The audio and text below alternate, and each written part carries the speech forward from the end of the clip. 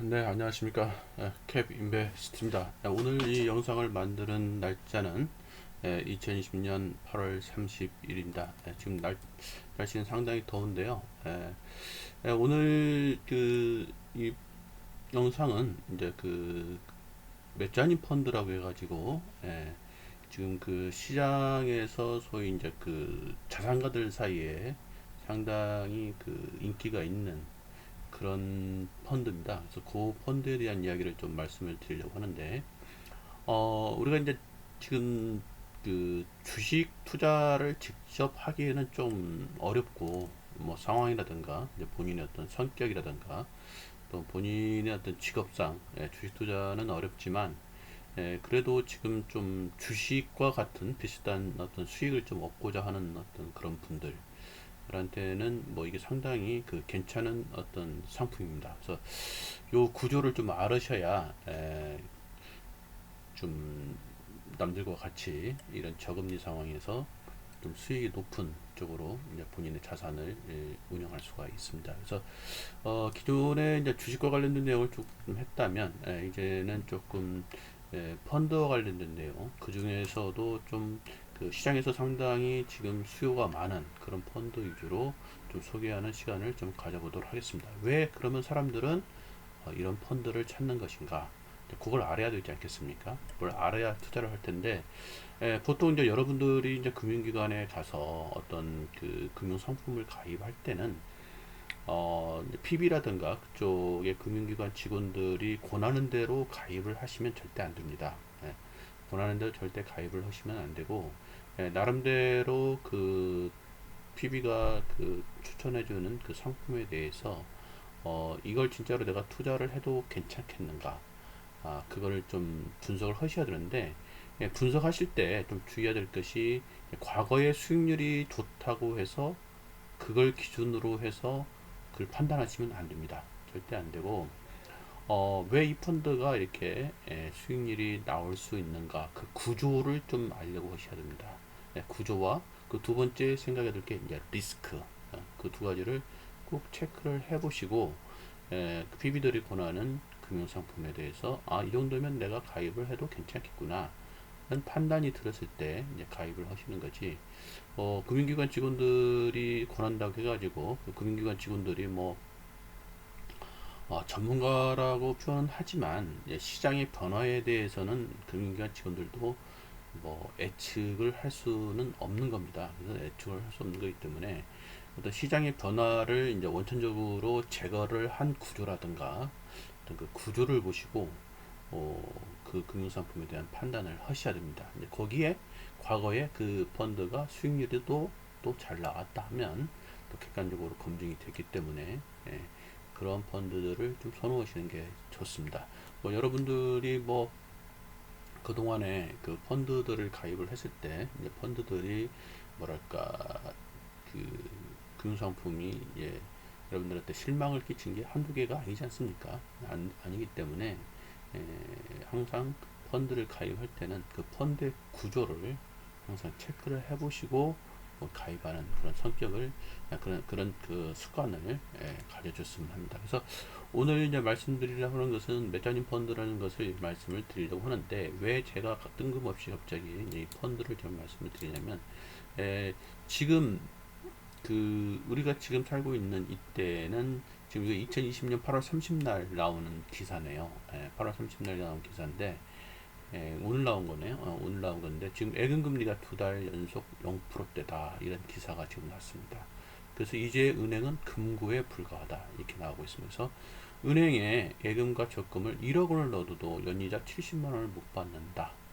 그런데 이런 초저금리 시대 장기화 될 것 같다. 지금 이게 우리 고객분들이 처한 입장입니다. 현실입니다. 그래서 이런 현실을 부정할 수가 없는 겁니다. 이 현실을 받아들이고, 그러면 나는 이거보다 조금 더 높은 수익을 얻는 것을 이제 찾아내야 되는 그런 노력을 좀 하셔야 되는데, 이 금리가 이제 제로 금리시다 보니까 많은 분들이 이 투자를 무엇으로 할 것인가 지금 우왕좌왕하고 있습니다. 우왕좌왕하고 있는데 이게 갑자기 이제 최근에 그 동학개미 운동을 벌이면서 주식적으로 자금이 많이 몰려왔어요. 근데 주식적으로 자금이 많이 몰려왔는데 사실 이제 주식이라는 곳은 어느 정도의 그 스킬이 필요한 것입니다. 예, 이제 내가 그냥 투자를 해놓고 가만히 놔두면 저절로 수익이 나는 그런 것이 절대 아니고, 제 영상에서 몇 번 말씀을 드렸지만 주식시장이라는 것은 파도와 같습니다. 이렇게 올랐다 내렸다 올랐다 내렸다. 그래서 그러한 변동성을 나름대로 탈 수 있는 스킬이 없는 분들은 자칫 잘못 주시장에 들어와서는 큰 낭패를 볼 수가 있습니다. 그리고 또 많이 경험을 해보지 않습니까? 주시장이 굉장히 좋다고 해서 거의 꼭지에 돌았다가 그 다음부터 시장이 빠질 때 하염없이 손실을 보는 그런 경험들을 우리 개인들이 많이 해보셨기 때문에 나는 어떻게 내 재산을 운영할 것인가 하는 부분에 대한 여러 가지 대안을 좀 알고 계셔가지고 그 중에서 나하고 맞는 성격의 투자 대안을 찾는 것이 중요하다고 봅니다. 그래서 오늘은 이런 예금금리 0% 시대에 우리가 투자를 어떻게 할 것인가 하는 부분에 있어서 주식이 아닌 펀드를 말씀을 드릴 텐데, 이 펀드가 과거와 같은 그런 뭐 주식형 펀드는 아닙니다. 주식형 펀드는 아니고 어떻게 보면 뭐 대체 펀드라고도 말 수 있는데 채권과 주식이 혼합된 그런 성격의 펀드라고 보면 말씀드렸습니다. 자, 요거 보시죠. 자, 요거는 소리 없이 강한 메자닌 펀드, 그래서 자산가들한테 인기라고 얘기가 나오지 않습니까? 이게 사실은 최근 기사가 아닙니다. 2015년도 여기 보시면 5월달 기사, 아니 6월달이 같네요. 2015년 6월달. 이때부터 이미 이 메자닌 펀드에 대해서는 자산가들이 상당히 많이 알고 이쪽에 투자를 많이 했습니다. 그래서 수익들을 상당히 많이 보셨어요. 그래서 이제 요런 거 관련된 거에 대해서 상당히 수요들이 많이 있습니다. 그럼에도 불구하고 개인들은 왜 이러한 것을 알지를 못했느냐, 그걸 말씀을 드리면 이 메자닌 펀드에 들어가는 규모 자체가 상당히 큽니다. 1억 이상이 돼야만이 이런 펀드에 가입할 수가 있기 때문에 아마 개인들은 이런 거에 대해서 잘 뭐랄까 정보를 받지 못하지 않았는가, 아니면 또는 정보를 받았다 하더라도 본인들이 접근을 할 수 없지 않았는가 이렇게 생각이 듭니다. 그렇지만은 뭐 이러한 거에 대해서 좀 아실 필요가 있는 것이고, 또 뭐 은퇴를 하시게 되면 뭐 자금이 어느 정도 있는 분도 생기는 것이고, 또 많은 분들 중에서는 뭐 1억 이상의 자금을 움직일 수 있는 또 많은 분들이기 때문에 그런 분들이 굳이 뭐 주식만으로 자금을 구성할 것이 아니라 이러한 펀드들로도 구성을 해보면 어떻겠는가 해서 이제 이거 말씀을 드리는 겁니다. 2015년도인가요? 2015년도에 상당히 인기가 있었다. 그때부터 이제 그걸 좀 말씀을 드리는 것이고, 요것도 2016년도입니다. 자산가들의 애장품 매장 펀드에서 병동성 장세, 병동성 장세라는 것은 주식이 올랐다 떨어졌다 그런 라는 얘기죠. 그런데 그래도 연 5에서 15% 수익을 꾸준히 냈다. 이렇게 표현이 돼서 또 이제 자산가들은 상당히 포트폴리오에 이 펀드들이 상당히 편입이 되어 있는 그런 상황입니다. 그래서 그런 부분을 말씀드리는 것이고, 그럼 이 메자닌 펀드가 무엇인가부터 좀 말해야 되지 않겠습니까? 뭐 아시는 분들 많이 아실 거고, 또 인터넷을 뒤져보면 또 자세하게 설명이 나오고 있습니다. 그래서 설명이 나오기 때문에 인터넷을 뒤져보면은 뭐 아실 거고, 근데 저는 오늘 말씀을 드리려고 하는 것은 구조가 어떤 거냐, 왜 이렇게 수익이 나는 거냐, 뭐 그런 걸 좀 중점으로 말씀을 드리려고 합니다. 다만 이제 그 전에 이제 이 메자닌 펀드에 대해서 이제 이렇게 기초적인 지식도 없는 분들이 꽤 있기 때문에 먼저 메자닌 펀드의 어떤 기초적인 지식을 얘기하면, 이 그림을 보시면 우리다가 그 중국집에 그 짜장면을 시킬 때 짬뽕과 짜장면을 반절씩 섞어서 시키는 게 있지 않습니까? 어떻게 보면 참 기가 막히게 이 메타니 펀드의 개념을 표현을 해준 겁니다. 이 전국 투자자 교육협회에서 이렇게 만들어낸 자료인데요. 여기 보시죠. 자, 메자닌 펀드라는 것은 신주인수권부 사채 BW. 자, 지금부터 용어가 좀 어렵다 하더라도 그냥 이해를 해주시기 바랍니다. 그냥 넘어가시면 됩니다. 넘어가면서 받아들이시게 되면 이제 자연스럽게 알아듣게 되거든요. 그래서 처음 보시는 분은 이게 뭐야? 이 용어가 어렵겠지만 그냥 넘어가시고 나중에 다 알게 됩니다. 그래서 메자닌 펀드에서 신주인수권부 사채, 전환사채, 보통 CB라고 합니다. 뭐 후승위 채권, 이런 주식 관련 채권에 투자하는 간접 펀드입니다. 이렇게 표현이 됩니다. 자, 보시면 기본적인 것은 채권이에요. 근데 채권인데 그냥 채권이 아니고 주식과 관련된 채권에 투자하는 겁니다. 이렇게 나오시면 그래서 원래 메자닌이란 말은 이제 건설 용어예요. 그래서 1층과 2층의 사이에 있는 중간층 이걸 표현하는 건설 용어인데 이제 이 금융시장에 와서는 어떻게 표현하냐면 주식과 채권, 주식과 채권 사이에 주식과 채권의 양쪽의 성격을 갖고 있는 그런 채권이다. 그래서 그런 표현을 해서 메자닌이다. 이렇게 표현을 말씀을 드리고 보통 이제 전환사채라든가 신주입거부사채 등이 거기에 해당이 됩니다. 그래서 말씀을 드리는 거고, 자, 메자닌 펀드의 특징을 한번 보겠습니다. 메자닌 펀드의 특징은 이렇습니다. 메자닌 펀드의 장점부터 말씀을 드리면 채권의 특성을 일단 갖고 있어요. 채권에 투자하는 거니까 일단 채권의 특성을 가지고 있는데 향후에 이제 주가가 오르면 이 채권이 이제 주식으로 전환이 돼요. 그래서 주식으로 전환되면 주가가 올랐을 때 그 전환 가격이라고 있거든요. 그래서 전환 가격보다 더 높게 주식이 오르면 거기서 추가 수익이 올릴 수 있습니다. 이게 주식으로서의 메리트도 가질 수 있는 거죠. 그렇게 보시면 되겠습니다. 당연히 원금이 보장되거나 수익을 보장해주는 상품은 당연히 아닙니다. 그것도 알고 계시고 그래서 평소에는 이제 채권 투자 개념으로 이자 수익을 얻다가 주가가 오르면 주식으로 이제 전환을 할 수 있는 권리를 행사를 해서 추가 소익을 올리게 됩니다. 그래서 직접적으로 이제 주식이 이게 올랐다 떨어졌다 이제 하락하는 그런 변동성 그런 주식 직접 투자 리스크는 피하는 상품입니다. 이렇게 나옵니다. 그래서 주가가 전환 가격보다 올랐을 때만 주식으로 전환해서 주식 투자를 하는 거기 때문에 주가가 뭐 오르지 않는 때는 주식으로 전환할 필요가 없는 거죠. 그럼 그때는 채권으로 갖고 있으면 됩니다. 그래서 상당히 보수적이고 안정적이다. 이제 이런 표현을 하는 겁니다. 그러면 왜 이런 그 메자닌 펀드가 자산가들한테 이렇게 인기가 있었을까? 이제 그 부분을 말씀을 드리면 이게 통계입니다.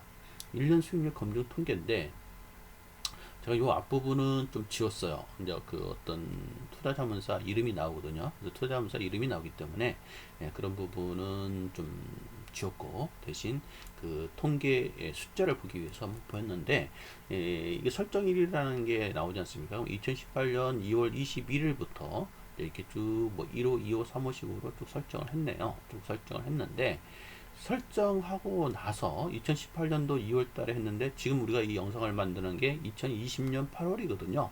그러면 1년, 2년이 조금 넘었을까요? 2년이 좀 넘었습니다. 자, 그런데 설정 후에 수익률이 총 수익률이 42% 수익이 났습니다. 2년에 42%, 1년에 24% 어떻게 계산하면 그렇게 생각할 수 있는 거죠. 그리고 최근 1년에 10% 수익이 났다는 겁니다. 상당한 거죠. 여러분들이 주식 투자해서 1년에 20% 수익을 낼 수 있습니까? 그렇게 낼 수 있는 분이라면 당연히 주식 투자해야지만 이렇게 자기가 신경도 안 쓰고 이렇게 수익을 낼 수 있는 상품이 있다면 상당히 매력적이지 않겠습니까?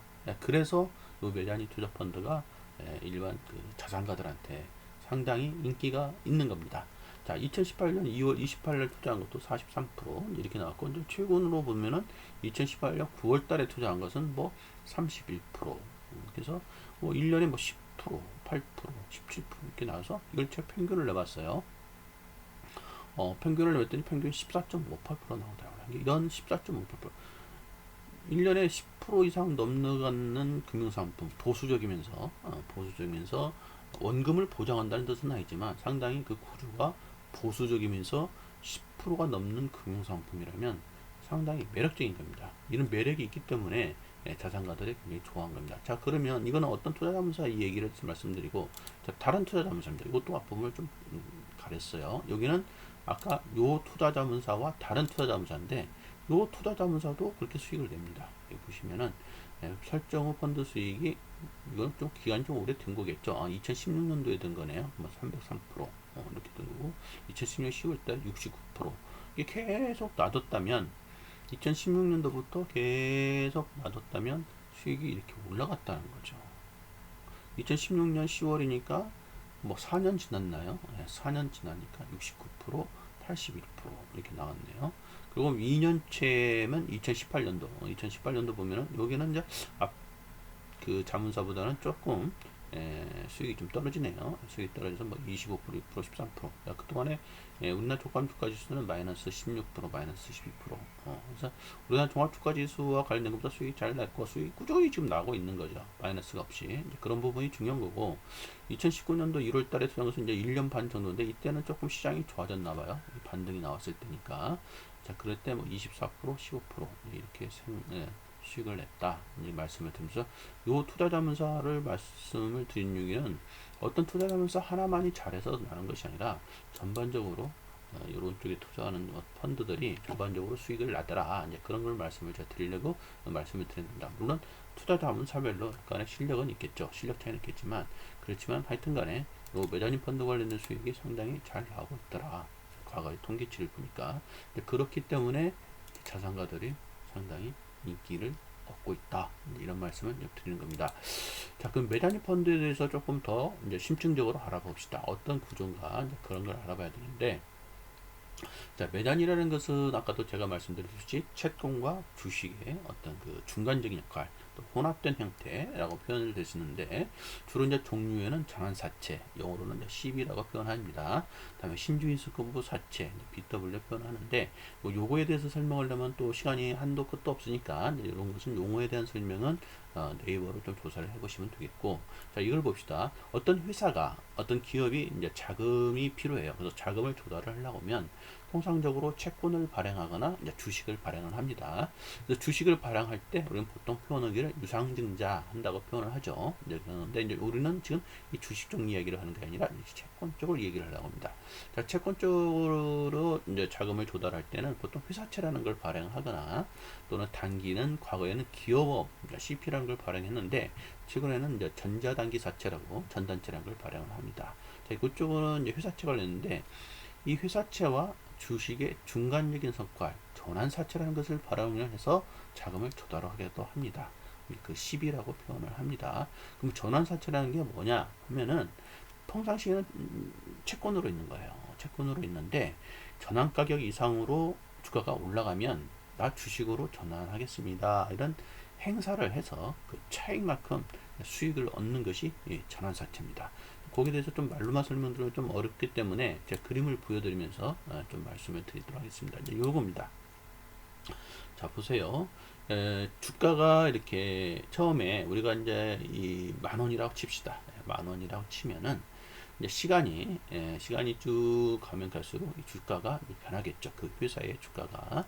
자, 근데 전환 가격을 만원이라고 했을 때 만원이 이상이 되면 전환을 할 것이고 만원 이하가 되면 전환을 안 할 테니 만원 이하 가격 부분에서는 채권으로 갖고 있는 겁니다.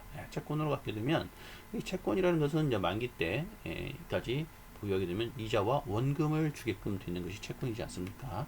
그래서 이제 채권으로 보유를 하고 있는데 이게 이 주가가 이 회사가 아주 성장을 잘해서 어느 정도 시간이 지났더니 이게 주가가 오르더라는 겁니다. 자, 오르게 되면 그때는 요거 만 원이라는 전환 가격보다도 주가가 올라서 예를 들면 15,000원 정도까지 주가가 올랐다. 그러면은 이때 나는 이 채권을 주식으로 전환해 주세요 해서 전환 행사를 하게 됩니다. 행사를 할 때 나는 10,000원이라는 가격으로 주식을 산 것과 똑같은 행사가 있기 때문에 이 차이 15,000원에서 10,000원만큼의 차익이 수익으로 생기는 겁니다. 상당한 수익이 나는 거죠. 그리고 보통 채권을 할 때 연이자 몇 프로인지만 이 주식으로 할 때는 벌써 몇 프로입니까? 10,000원이 만약에 15,000원 같다면 50% 상승하는 겁니다. 그래서 상당히 수익을 얻는 겁니다.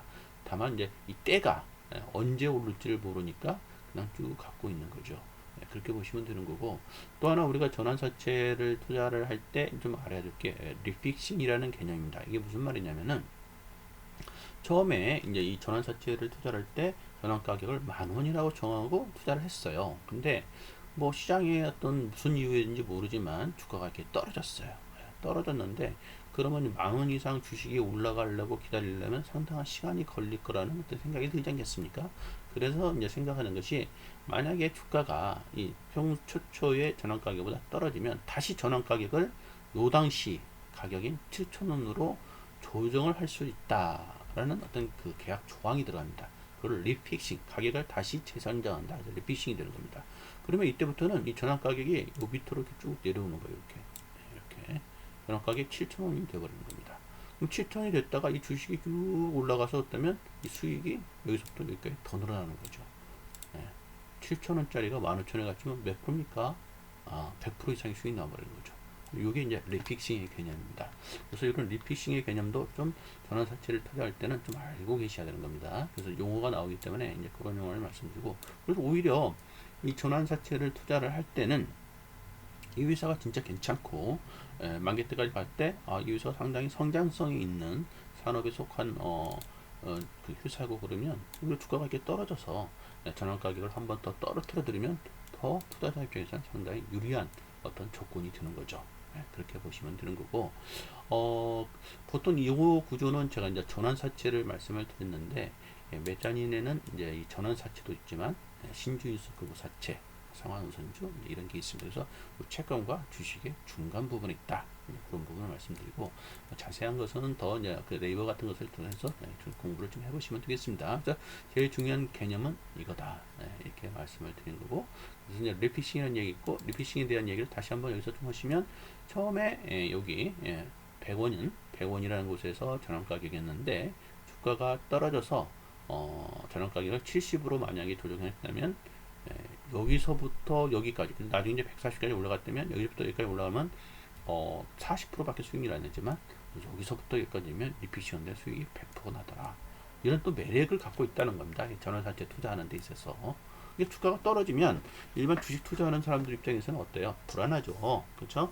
내가 산 가격보다도 주가가 떨어졌으니까, 그 회사의 주가가 떨어졌으니까 불안하겠죠. 그렇지만은 오히려 전환사채 투자하는 사람 입장에서는 주가가 떨어지면 리피싱이 일어난다고 친다면 더 굉장히 유리한 입장이 되어버린다는 거죠. 근데 투자하는 어떤 그 관점이 서로 달라지는 거고, 투자를 해놓고도 심리적으로 불안하냐 아니면 그렇지 않느냐, 뭐 이런 차이가 이렇게 생기는 거죠. 그렇게 보시면 되는 거고, 그래서 이제 이 구조를 한번 보면 이렇게 나옵니다. 아마 일반 고객분들께서는 이제 그 금융기관 직원들이 요 그림을 보여주면 상당히 어렵게 보일 텐데, 여기에 대해서 조금 앞부분을 설명을 드렸기 때문에 좀 말씀을 드리면, 자, 요거는 요 Y축이 주가예요. 주가에 어떠냐에 따라서 수익이 어떻게 나느냐를 설명드리기 위해서 제가 이제 나름대로 그린 거고, 자, 요거는 이제 투자담론사에서 그린 그림인데요. 이쪽은 주가가 아니라 수익률입니다. 그러니까 전환사채라는 것을 투자를 했을 때 수익을 얼마나 얻을 거냐 하는 부분이고,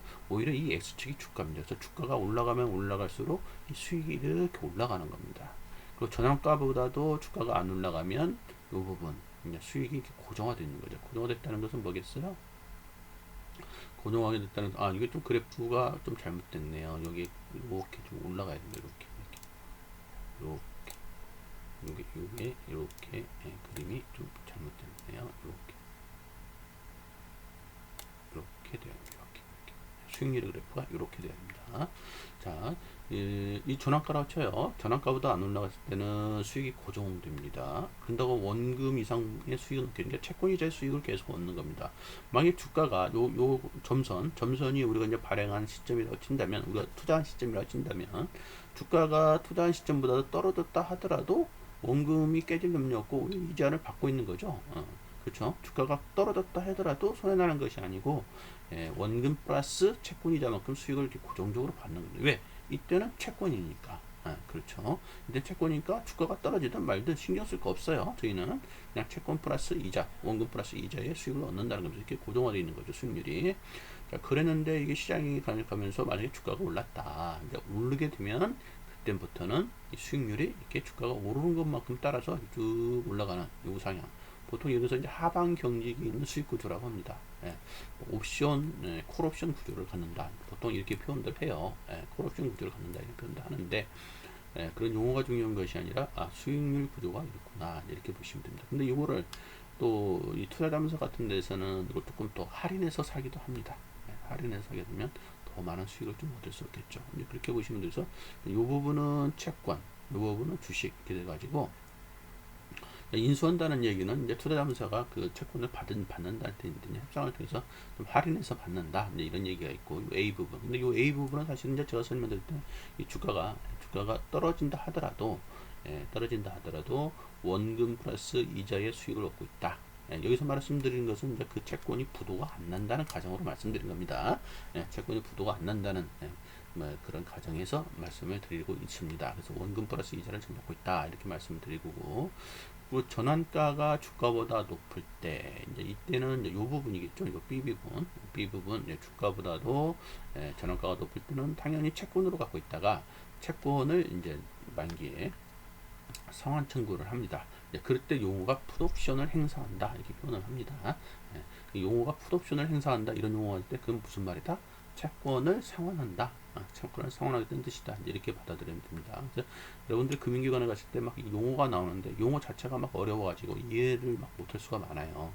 그렇지만 그거 어쩔 수가 없습니다. 그래서 본인이 하나씩 배워볼 수밖에 없습니다. 이렇게 보시면 되고, 자, 전환가가 주가보다 높을 때, 이 부분이겠죠. 주가가 전환가보다 높을 때, 주가가 전환가보다 밑에 있을 때, 이렇게 전환가보다 주가가 높았을 때, 자, 이때는 주식으로 전환을 해서 주가와 전환가의 차익만큼 이득을 얻는 것이다. 그러니까 자본이득이라고 하죠. 자본이득으로 한다는 얘기는 무슨 말이에요? 종합과세에서 해당이 안 됩니다. 주가 매매 차익된 부분은 지금 현재로는 우리나라 종합과세 해당이 안 되기 때문에 이런 자산가들이 굉장히 좋아하고 있는 겁니다. 이런 구조를 갖고 있다는 거죠. 좀 보면 어떠세요? 주가가 떨어진다 해도 손해 납니까? 손해가 안 나고 있죠. 그러니까 좋아하는 거예요. 단 이 채권이 부도가 안 난다는 가정하에. 그래서 제일 중요한 게 뭐겠습니까? 이 채권을 고를 때, 이런 전환사채를 고를 때, 이 회사가 부도가 날 건지 안 날 건지 그게 제일 중요한 거예요. 1번은. 그래서 그 회사에 대한 그 크레딧이라고 하거든요. 신용 리스크. 그것을 측정할 수 있는, 분석할 수 있는 그런 어떤 능력이 굉장히 중요한 겁니다. 그래서 주식 투자하는 개념은 조금 달라요. 주식 투자할 때는 이 회사의 주가가 오를 건지 떨어질 건지 재료가 제일 중요하지 않겠습니까? 그걸 보통 성장성이라고 표현을 하는데, 이제 그게 제일 중요하고, 이 회사의 가치는 얼마인가 뭐 이렇게 분석 들어가는 게 주식 투자인데, 이 전환사채 투자할 때 가장 중요한 것은 그런 게 중요한 것이 아니고, 이 회사가 부도가 날 것인가 안 날 것인가. 1번. 다음에 이 회사가 원금을 상환시켜 줄 수 있는 그 유동성, 힘을 갖고 있는 회사인가 아닌가. 이게 제일 중요한 거예요. 어떻게 보면은 은행의 대출 개념이나 마찬가지죠. 그렇게 보시면 됩니다. 그래서 투자의 어떤 관점이 서로 다르고 필요한 능력이 좀 다르다. 그렇게 말씀을 좀 드리겠습니다. 자, 그래서 매단위 투자 시 고려할 리스크, 금방 제가 말씀드렸지만 제일 중요한 건 뭐다? 주식 투자하고 관점이 다르다. 제일 중요한 것은 안정성이다.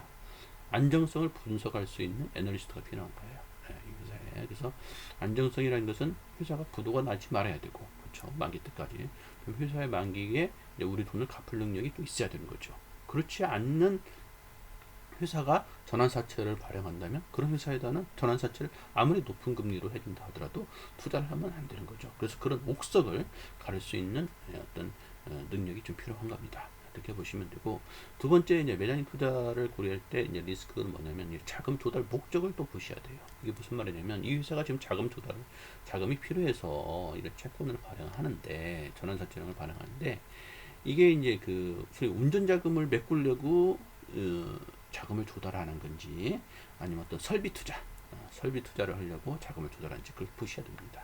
자, 운전자금을 메꾸려고 자금을 조달한다? 그럼 그거 좀 위험해요.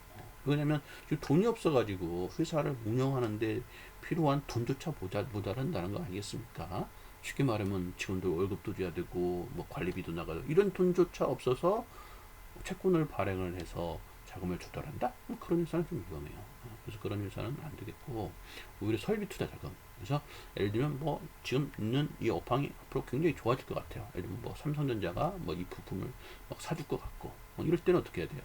설비 투자를 해야겠죠. 설비 투자를 해서 더 나은 매출을 올려야 되는데, 이 설비 투자를 하려면 돈이 필요하지 않겠습니까? 공장도 지어야 되고 기계도 사야 되고, 이제 이게 돈이 필요한 거예요. 그럼 돈이 필요할 때 기업이 할 수 있는 역할이 뭐예요? 은행 가서 대출 받거나, 아니면 아까 말씀드린 증자를 하거나, 아니면 이런 채권을 발행한다 하시는데, 은행에서 대출 받으면 부채 비율이 높아지는 거죠. 은행 입장에서. 그렇죠? 아니 기업 입장에서. 그러니까 기업도 별로 뭐 좋아하는 방법은 아닐 것 같고요. 다음에 증자를 하게 되면 어떻게 됐습니까?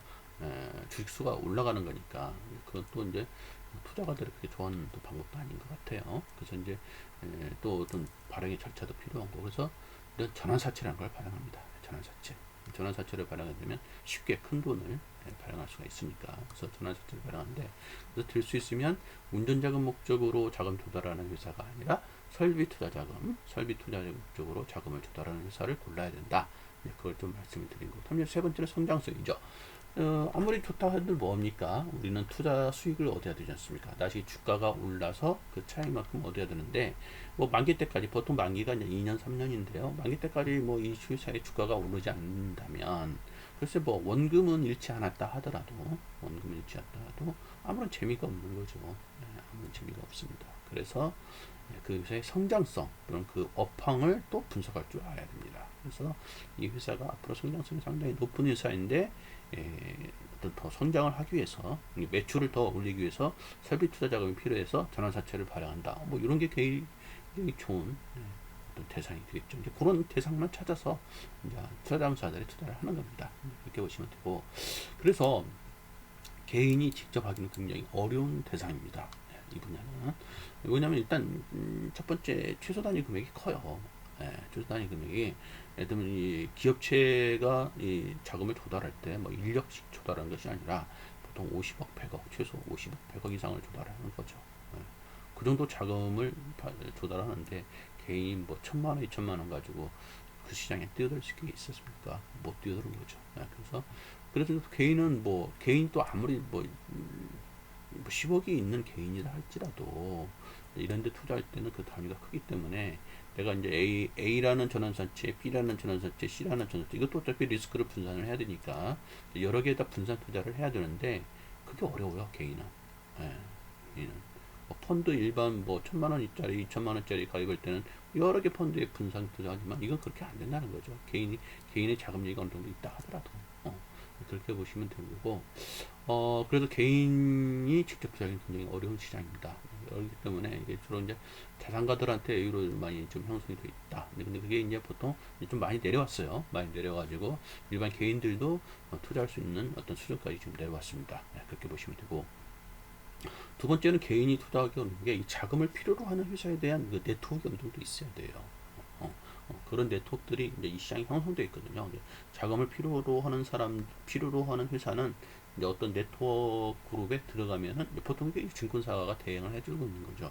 거기서 자금을 조달해주는 그런 시장이 있거든요. 그걸 보통 별도의 시장이 있습니다. 별도 시장이 있는데, 그런 거 부분에 네트워크도 없고 정보도 개인들은 부족하기 때문에 이런 정보가 오질 않습니다. 이렇게 보시면 됩니다. 그래서 이런 것만 전문적으로 하는 또 투자자문사라든가 또 증권사의 어떤 그 부서가 있어요. 그들끼리, 또는 정보가 이런 자금이 조달에 필요한 기업들이 또 이렇게 3자가 서로 이제 협의를 해서 이렇게 나오는 겁니다.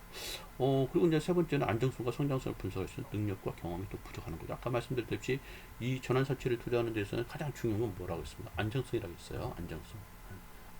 이 회사가 만기 때까지 아무런 문제가 없어야 되고, 이 회사가 만기에 가서 내 돈을 갚을 수 있는 능력이 있는 걸 가야 된다고 말씀드렸습니다. 근데 이걸 분석을 개인이 할 수 있는 분도 많이 있죠. 많이 있지만 대부분은 그걸 과연 분석할 수 있을까? 그래서 개인이 직접 하기는 굉장히 어렵다. 그래서 이제 우리는 펀드라는 걸 통해서 가입을 하게 됩니다. 통상적으로 펀드라는 걸 통해서 가입을 하는데, 보통 이런 구조로 시장은 지금 흘러가고 있습니다. 예를 들어 발행 기업이라는 것은 뭐냐면 자금을 조달을 해야 되는 기업이죠.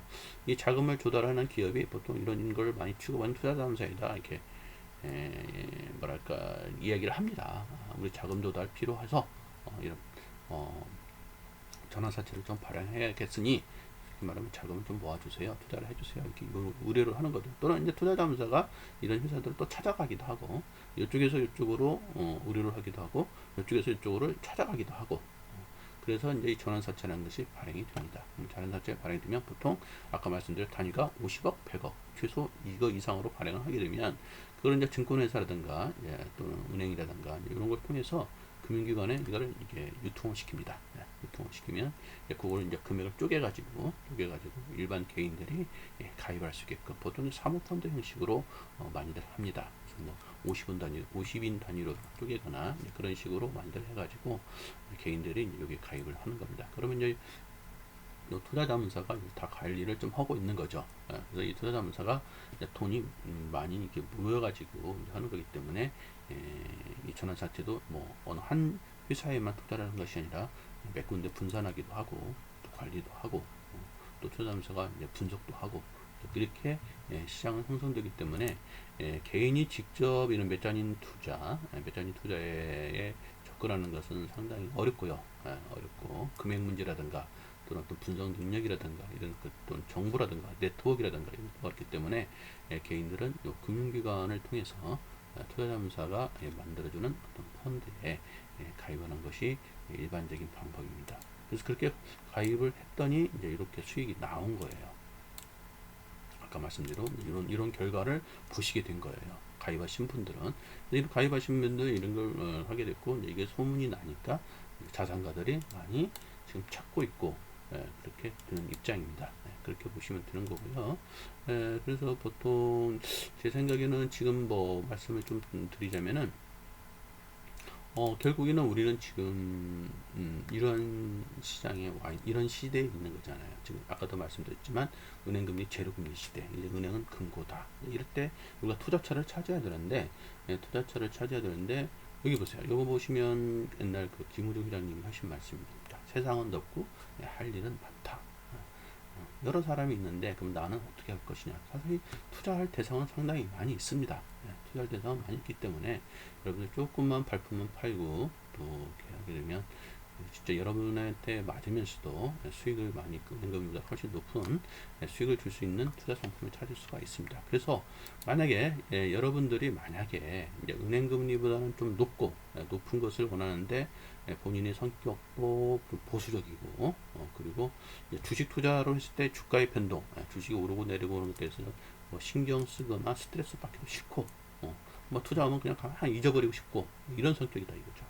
한번 투자하면 나 몰라 그냥 지가 알아서 좀 수익을 내줘 뭐 이런 걸 원하시고 그리고 또 2년 이상 놔둘 수 있는 여유 자금이라면 이 자산가들이 움직이고 있는 이런 그 투자 대상에 같이 동행하는 것도 굉장히 좋은 방법이다 생각이 듭니다. 그래서 이제 그러한 어떤 금융상품이나 상품 투자 대상을 오늘 소개를 했습니다. 그래서 본인의 포트폴리오에 이제 일부를 이렇게 구성을 해가면서 가는 게 현명한 방법인 것 같습니다. 이런 저금리 상황에서 이 뭐 어떤 방법을 찾아야 되지 않겠습니까?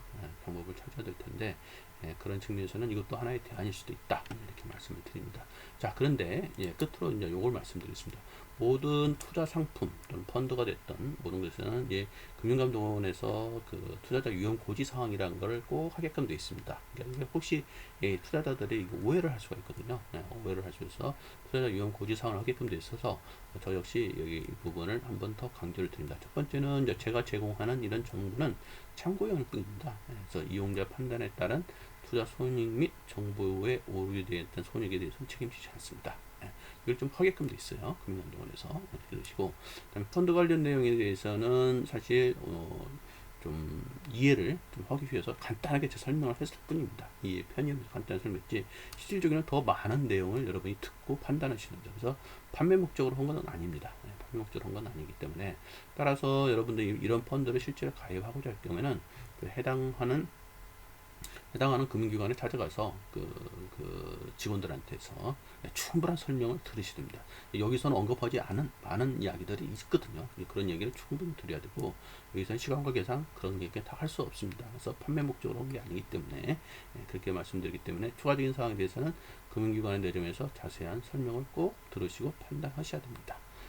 그리고 끝으로 뭐 투자는 본인의 판단과 책임에 따른 것이고 혹시 이제 제가 이제 미래에 대한 이야기를 할 때는 그건 저 개인적인 사견일 뿐이고 또 과거 승리는 참고 자료에 불과합니다. 이런 이야기를 금융감독원 규정에 의해서 꼭 하게끔 되어 있기 때문에 제가 이런 이야기를 말씀을 드렸습니다. 그래서 오늘은 이제 메자닌 펀드에 대해서 좀 말씀을 드렸어요. 메자닌 펀드에 말씀을 드렸고 다음에는 또 이제 공모주 펀드라든가 또 이런 거에 대해서 하나씩 설명을 드리도록 하겠습니다. 그래서 꼭 주식이 아니다 하더라도 지금 은행금리 제로금리 시에 대해서 우리가 수익을 얻을 수 있는 조금 보수적이고 좀 안정적인 그런 펀드들에 대해서 좀 설명을 드리도록 하겠습니다. 그래서 어떻게 도움이 되셨는지 모르겠습니다. 도움이 좀 되셨다면 좋아요와 구독을 꼭 좀 눌러주시기 바랍니다. 특히 이제 구독은 조금 많이 좀 눌러줬으면 좋겠습니다. 왜냐면 구독자가 좀 1000명이 넘어야 되는데 아직도 지금 그 수준에 좀 못 따라오고 있어서 상당히 좀 힘듭니다. 그래서 많이 눌러주시면 이제 제 나름대로는 이제 여러분들이 필요로 한 것들이 뭘까 이제 고민을 해서 그와 관련된 동영상들을 계속 제작을 해서 올려드리려고 합니다. 그래서 뭐 여러분들이 거래하시는 금융기관을 가가지고 이제 PB들하고 이야기도 하고 그러실 텐데 제가 올린 영상들을 같이 참조를 하셔서 그분들의 말씀하는 것을 좀 판단을 하셔가지고 그분들의 말만 100% 믿고 투자를 하는 것이 아니라 비교 분석을 하면서 판단 능력을 좀 기를 수 있도록 오늘은 그 메자닌 펀드의 구조에 대해서 리스크에 대해서 말씀을 드렸습니다. 그래서 메자닌 펀드에 대해서 조금 더 아시고 싶으신 게 좀 있을 것 같아서 제가 저기 유튜브를 뒤져보니까 가장 지금 그 시장에서 유튜브 그 수가 뭐랄까 그 구독자 수가 굉장히 많은 게 신과 함께라는 그 프로그램이거든요. 상당히 유명한 프로그램인데 거기서 이제 메자닌 펀드에 대해서 얘기가 나온 영상이 있더라고요. 그래서 이제 그 영상을 제가 댓글로 올려드릴 테니까 좀 더 자세한 내용이 필요하신 분들은 그 영상도 같이 참조를 하셔서 메자닌 펀드라는 게 무엇인가, 메자닌 투자라는 게 무엇인가를 조금 더 상세하게 알으시면 좋겠습니다. 그래서 결론적으로 다시 한번 말씀을 드린다면 저는 그렇게 생각합니다. 이 자산가들이 돈이 움직인다는 것은 뭔가 있기 때문에 움직이는 겁니다. 뭔가 메리트가 있기 때문에 움직이는 거예요. 그리고 이 자산가들에게는 뭔가 PB들이 달려붙어서 그 정보를 제공을 합니다. 근데 이 자산가들이 그냥 허술한 사람들이 아니에요. 상당히 그 지식 수준이 높으신 분들이에요. 왜냐면 여러 가지 데에서 정보를 받기 때문에. 그래서 이런 분들이 판단을 하는 거예요. 판단을 해서 괜찮다 싶을 때 그 자금이 움직이는 거거든요. 그렇기 때문에 여러분들이 이제 재테크를 하는 데서 요령 중에 하나라면 자산가들, 소위 부자들, 부자라고 표현을 했지만 하여튼 금융자산이 상당히 크신 분들이 어느 쪽으로 가고 있는가를 좀 유심히 보시는 게 좋습니다. 그래서 그쪽으로 가고 있다면 저게 뭘까 한번 관심을 갖고 공부를 좀 하셔야 됩니다. 그래서 시장의 흐름에서 이탈되지 않도록 항상 좀 그런 노력을 좀 하셔야 되는데 그런 측면에서 메자닌 펀드를 좀 말씀을 드렸습니다. 그래서 여러분들 이게 뭐 영상이 괜찮다면 구독을 꼭 좀 눌러주시기 바랍니다. 감사합니다.